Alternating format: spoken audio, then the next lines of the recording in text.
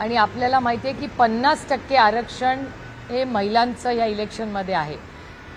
महिलांचे प्रश्न, कुठल्या सीट महिलांसाठी आरक्षित आहेत याचा एक संपूर्ण आढावा राज्याचा आज रोहिणीताई खडसे आणि फौजियाताई खान या दोघी करतायत। आणि आज आणि उद्यामध्ये महाराष्ट्रातल्या प्रत्येक जिल्ह्यामधल्या फक्त महिलांच्या ज्या सीट आहेत त्या किती आहेत, कुठल्या आहेत, त्याच्यावर काय आरक्षण आहे, काय राजकीय परिस्थिती, सामाजिक परिस्थिती किती आहे हे समजून घेण्यासाठी 2 दिवसासाठी फौजियाताई, शशिकांत शिंदेजी आणि रोहिणीताई खडसे यांनी 2 दिवसाची मीटिंग लावलेली आहे।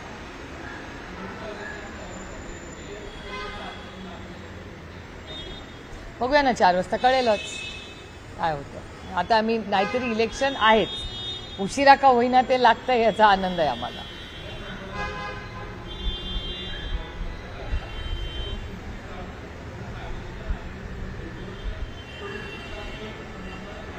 दोन तीन गोष्टी आमच्या मोर्चानंतर झालेल्या आहेत। एक तर सगळ्यात महत्त्वाची गोष्ट की काल दुबार मतदान आहे या राज्यात हे सत्ताधारी पक्षांनी कबूल केलेलं। अजून इलेक्शन कमिशनकडून आम्हाला काहीच कळलेलं नाही, त्यामुळे इलेक्शन कमिशनचं मत काय हे आम्हाला पाहिजे। भारतीय जनता पक्ष हे आरोप प्रत्यारोप आमच्यावर करतंय हे म्हणजे मला आश्चर्यच वाटलं एक। पण दुसरी बाजू आहे की त्यांनी कबूलीही केली की याद्यांमध्ये काहीतरी घोळ आहे। म्हणजे भारतीय जनता पक्ष म्हणते याद्यांमध्ये गडबड आहे, अजित पवारांची राष्ट्रवादी काँग्रेस पक्ष म्हणते याद्यांमध्ये घोळ आहे, आणि शिंदे साहेबांचीही शिवसेना म्हणते की याद्यांमध्ये घोळ आहे। म्हणजे विरोधी सत्तेमध्ये असलेले तिन्ही पक्ष कबूल करतायत की याद्यांमध्ये काहीतरी गडबड आहे। तेच करत असताना एका बाजूला भारतीय जनता पक्षाने एक मूक आंदोलन केलं। म्हणजे मी स्वतःच विचारात आहे की एकीकडे आमच्या आंदोलनाला त्यांनी मूक आंदोलन केलं, त्याच्यानंतर त्यांच्याच पक्षाने काल एक प्रेस कॉन्फरन्स घेऊन सांगितलं की हो दुबार मतदार आहेत। त्यामुळे भारतीय जनता पक्षाच्या 2 वेगळी मतप्रवाह हे आपल्या तुमच्या सगळ्या चॅनल्सवर मला दिसलेले आहेत।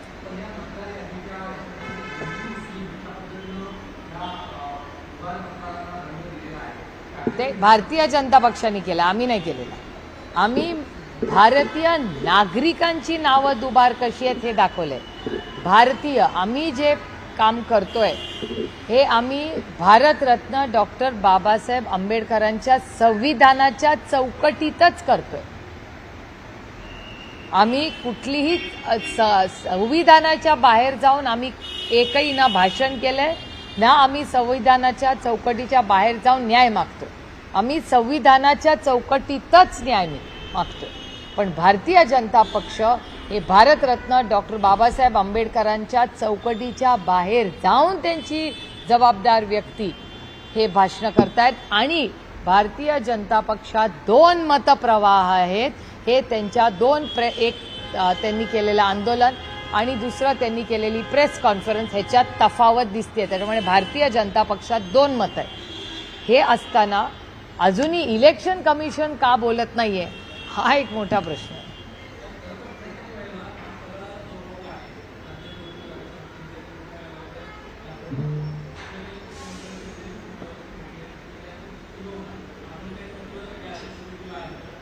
आज महाविकास आघाडी आणि महाराष्ट्राचे विरोधी पक्ष मग मनसे असतील बाकी जे पक्ष आहेत हे सगळे इलेक्शन कमिशनला भेटायला गेलेत। आमच्याही वतीने आमचे सहकारी आणि वरिष्ठ आमचे जे वकिली आहेत आणि पदाधिकारी आहेत राजीव झा हेही गेलेले आहेत। आणि आमचा प्रयत्न आहे की जे काही व्हावं, कोणी जिंकू दे हारू दे, जे काही व्हावं ते पारदर्शक व्हावं आणि कॉपी करून पास कोणी होऊ नये।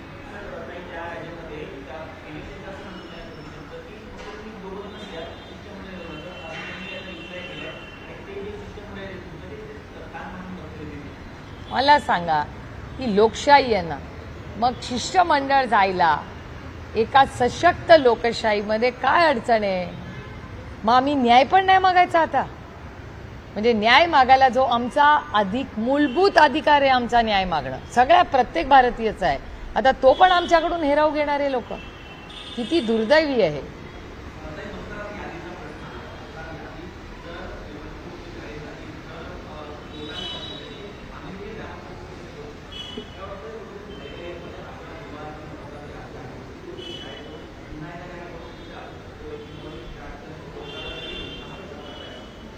नाही, शक्यता नाकारता येत नाही. तुमच्या प्रश्नातच माझं उत्तर आहे ना. तुम्हाला प्रश्न विचारायची इच्छा झाली याचा अर्थ आहेच ना काहीतरी प्रॉब्लेम.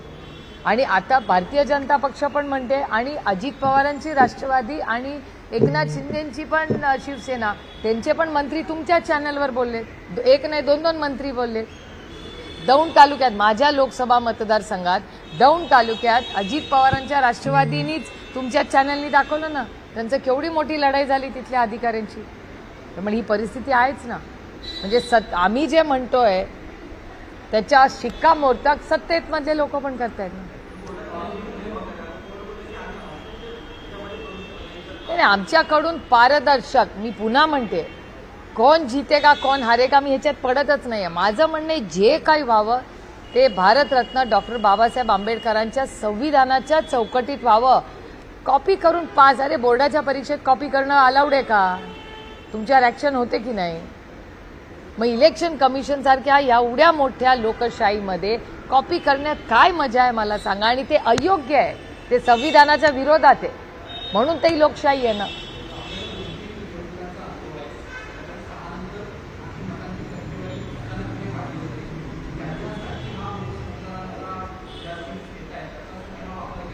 आमचं म्हणणं आहे की आम्ही जिंकलेले आहोत ना. उत्तम जानकरजी जिंकलेत, मी जिंकले आणि अमोलदादा कोल्हे जिंकले. आमच्यापासून सुरुवात करा ना. आम्ही म्हणतोय ना आमच्या मतदारसंघात सुरू करा. आमचं अजिबात म्हणलं नाही की जिथे आम्ही हारलो. आम्ही रडीचा डाव कधी खेळला नाही आणि खेळणारही नाही. ठीक आहे, विपक्षात आहोत. लोकांनी त्यावेळेस त्या लोकांना कदाचित वाटलं नसेल का मशीन का मतदार यादी देवालाच ठाऊ. पण जर सगळ्यांची, आणि सत्तेमधले पण लोक म्हणतात ना, आधी कसा तुम्ही म्हणायचा विरोधी पक्ष रडीचा डाव, मग अजित पवारांचा पण पक्ष रडीचा डाव, एकनाथ शिंदे साहेबांचा पण रडीचा डाव, आणि काल तर भारतीय जनता पक्ष पण रडीचा डाव. काल भारतीय जनता पक्ष पण म्हणाला ना दुबारे दुबारे. मग सगळे तर सत्तेतले पण तेच म्हणतायत, विरोधातले तेच म्हणतायत. त्यामुळे मी सत्ताधाऱ्यांचे मनपूर्वक आभार मानते हात जोड की हेच तर आम्ही म्हणतोय. त्याला तुम्ही काल शिक्कामोर्तब केलं तिन्ही पक्षांनी.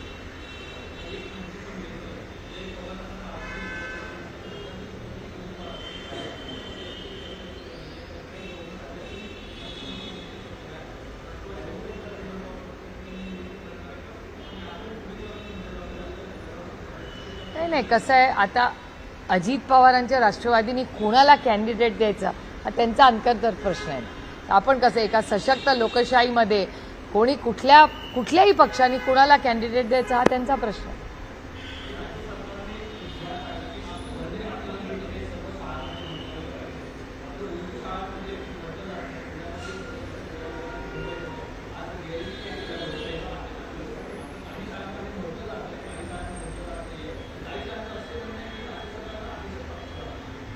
मग हा प्रश्न तिथल्या कलेक्टरनी आणि तिथल्या एज्युकेशन ऑफिसरनी मार्ग काढला पाहिजे.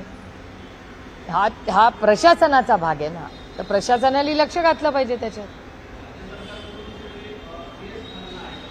अरे राज्य सरकारचं अपयश जर वाचायची वेळ आली ना तर तुम्हाला संध्याकाळ नाही उद्या सकाळपर्यंत बसायला लागेल. त्याच्यामुळे तो पाडा वाचवायला लावू नका आता मला. आता विचारलं ना त्याने.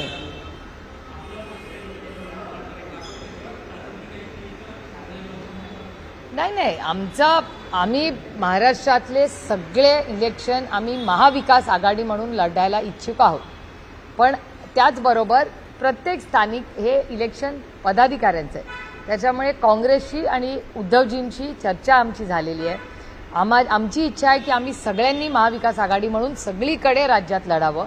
पण एखाद्या ठिकाणी फ्रेंडली फाईट वगैरे करायची वेळ आली तो वेगळा विचार स्थानिक, कारण काय कार्यकर्त्यांचं इलेक्शन आहे. 5 वर्षातून नाही, इतक्या 7-8 वर्षातून पहिल्यांदाच आले. त्यामुळे कार्यकर्त्यांचाही उत्साह असेल.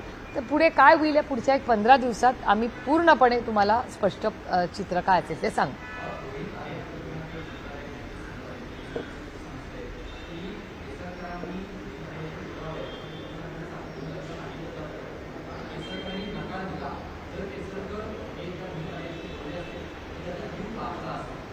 याचं उत्तर आता कॅबिनेट आहे ना, महाराष्ट्राच्या माननीय मुख्यमंत्र्यांनी याची इन्क्वायरी केली पाहिजे की का नाही त्याच्याशी बोलण्यात गेला. अतिशय गंभीर विषय हा. महाराष्ट्राच्या माननीय मुख्यमंत्र्यांनी आम्हाला सगळ्यांनाच सांगितलं आणि महाराष्ट्राला सांगितलं पाहिजे कारण का त्यांनी त्याची इन्क्वायरी केली पाहिजे। आणि माझी हात जोडून महाराष्ट्राच्या माननीय मुख्यमंत्र्यांना विनंती आहे की कृपा करून इन्क्वायरीच्या आधी क्लीन चिट देऊ नका, आधी इन्क्वायरी होऊ द्या। हा देश राज्याच्या किंवा कुणाच्याही मनमर्जीने चालत नाही, हा देश फक्त आणि फक्त भारतरत्न डॉक्टर बाबासाहेब आंबेडकरांच्या संविधानानेच चालणार। त्याच्यामुळे माझी हात जोडून महाराष्ट्राच्या माननीय मुख्यमंत्र्यांना विनंती आहे की कृपा करून क्लीन चिट देऊ नका।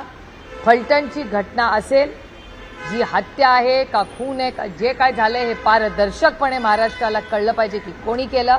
माझी विनंती आहे की महाराष्ट्राच्या माननीय मुख्यमंत्र्यांनी कुठल्याही दबावाला त्यांनी त्या दबावामध्ये महाराष्ट्राच्या मुख्यमंत्र्यांनी येऊ नये।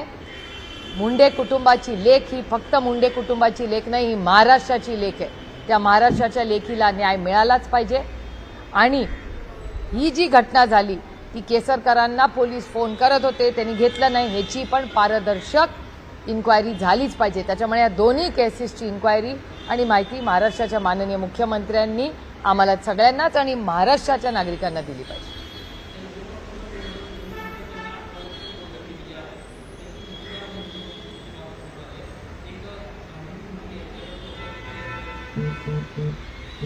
मला आश्चर्य वाटतं खरं या सगळ्या प्रक्रियेचं, कारण महाराष्ट्राच्या मध्ये ऑनलाईनवर उद्धवजींचा पण फॉर्म भरला कोणीतरी परक्याने। म्हणजे आता उद्धवजींचा फॉर्म जर कोणीतरी इलिगल भरतंय आणि त्याच्यात यश येतंय, तर जो मेरिटवर आहे त्याला का होत नाहीये? म्हणजे काहीतरी सिस्टमचाच फॉल्ट आहे ना, हेच तर आम्ही वारंवार म्हणतोय। राजजी, उद्धवजी, काँग्रेस पक्ष, राहुलजी, हेच तर आम्ही वारंवार म्हणतोय की ह्या सगळ्या प्रक्रियेमध्ये काहीतरी गडबड आहे, ती सुधारा। आणि सशक्त लोकशाही, या जगामधली सगळ्यात मोठी लोकशाही ही भारत आहे, त्याचा आम्हाला असार्थ अभिमान आहे, तर ती पारदर्शकपणे असली पाहिजे आणि झाली पाहिजे। कशामध्ये? पंजाबला नाही, काल पंजाबचे माननीय मुख्यमंत्र्यांशी सविस्तर माझं बोलणं झालं। तिथले जे डीजी आहेत त्यांनाही त्यांनी कॉन्फरन्स कॉलवर घेतलं पंजाबच्या।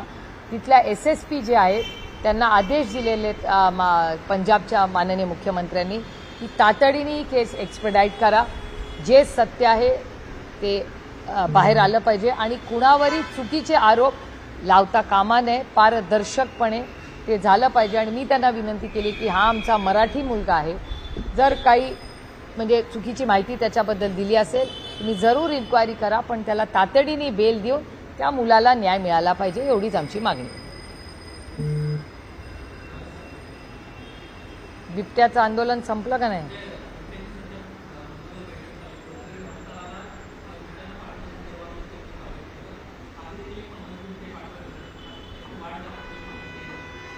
नाही, काल जी घटना झाली वाईटच झाली, ज्या पद्धतीने अटॅक झाला। आमची अपेक्षा आहे की आज कलेक्टर जाणार आहेत। काल रात्री माझं कलेक्टरांशी बोलणं झालं, अमोलदादा स्वतः तिथे होते आणि देवदत्त निकमांनी जबाबदारीने तिथे त्या कुटुंबाला न्याय मिळेल ह्याच्यासाठी प्रयत्न करतायत। त्यामुळे बिबट्याच्या बाबतीत आज कॅबिनेटकडून आमच्या खूप अपेक्षा आहेत आणि शूट ॲट साईट ऑर्डर दिलेली आहे, तर आमची अपेक्षा आहे ते लवकर करावं महाराष्ट्र सरकारने, कारण का फारच हल्ले होत आहेत। दौंडमध्येही हल्ला झाला परवाच्या दिवशी, माणसांवर नाही झाला पण जनावरांवर झाला, तर त्या सगळ्या बेल्टमध्येच झाला।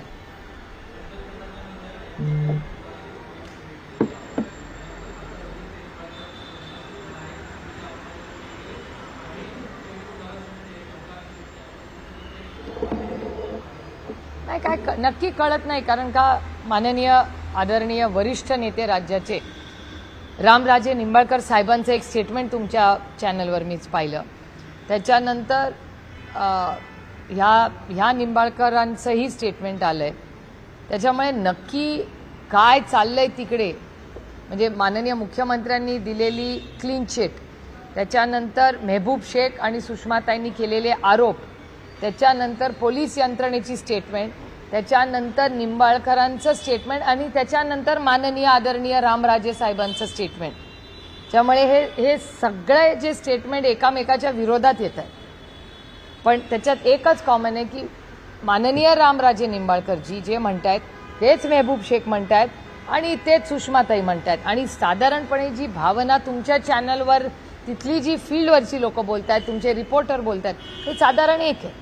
त्याच्यामुळे माझी महाराष्ट्राच्या माननीय मुख्यमंत्र्यांना विनंती आहे की तुमच्याच मित्र पक्षात माननीय रामराजे साहेब आहेत, त्याच्यामुळे माननीय रामराजे साहेब जे म्हणतायत त्याची नोंद महाराष्ट्राच्या माननीय मुख्यमंत्र्यांनी घ्यावी आणि क्लीन चिट त्यांना कुठल्या पोलिसांनी त्यांना क्लीन चिट द्यायची रिपोर्ट केला त्याची पण इन्क्वायरी झाली पाहिजे. कारण का कदाचित माननीय मुख्यमंत्र्यांना माहिती नसेल पण पोलीस यंत्रणेतली कोणीतरी तो रिपोर्ट त्यांना दिला ना, म्हणून तर ते म्हणले ना क्लीन चिट. तर तो देणारा कोण आहे? कोणी माननीय मुख्यमंत्र्यांना ब्रीफ केलं की क्लीन चिट आहे आणि काहीच केस नाहीये? कारण का आता रामराजे साहेब काहीतरी वेगळंच सांगतायत आणि हे सगळं तुमच्याच चॅनलवर पाहिलंय मी.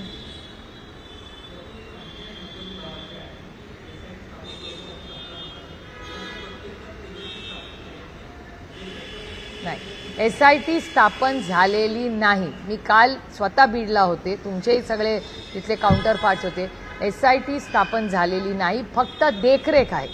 त्यामुळे कालच मी बीडमध्ये ही मागणी केली आहे. मी जेव्हा मुंडे कुटुंबाला भेटायला गेले होते आणि दोन्ही मुंडे कुटुंब म्हणजे परळीची पण जी केस आहे त्या परळीच्या केसमध्येही मी म्हणजे आपली ही डॉक्टर लेख ही आणि मुंडे कुटुंबाची जी SIT 3 महिन्यापूर्वी, त्यामुळे 2 मुंडे फॅमिलीच्या केसेस आहेत.